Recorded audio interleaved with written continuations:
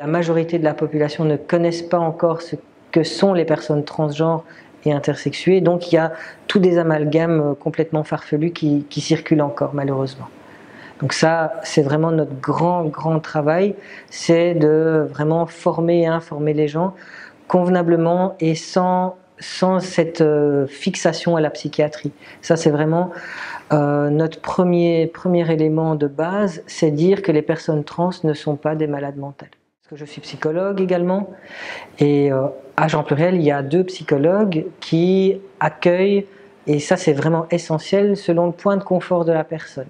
Donc c'est pas à nous de dire ce que les personnes doivent penser et doivent faire, c'est nous donnons les informations les plus complètes pour que la personne puisse faire leur choix d'une manière éclairée.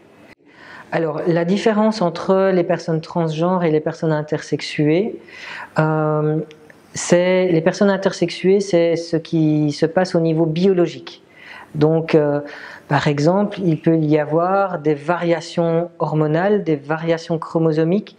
L'apparence physique est différente de ce qu'on a l'habitude de voir couramment, et même dans les cours de biologie, on ne nous apprend pas qu'il peut y avoir autre chose que des mâles et des femelles. Il y a 48 sexes reconnus scientifiquement, mais comme on dit souvent, il n'y en a que 2 légitimes. Tandis que les identités de genre, il y en a des milliers, autant qu'il y a de personnes, et même des millions. Et les identités de genre, c'est comment est-ce qu'on se ressent au fond de soi. C'est comment on se ressent au fond de soi. C'est comment est-ce qu'on peut dire qu'on est homme ou femme.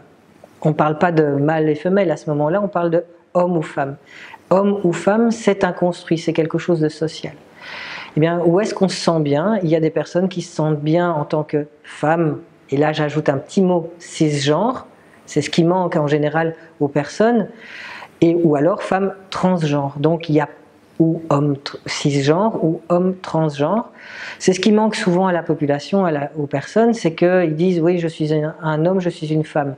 Oui, mais un homme quoi? Un homme de comment identifier son genre? Et il y a aussi des hommes trans. Par exemple, moi je suis un homme trans. Voilà, ça c'est aussi une variabilité possible.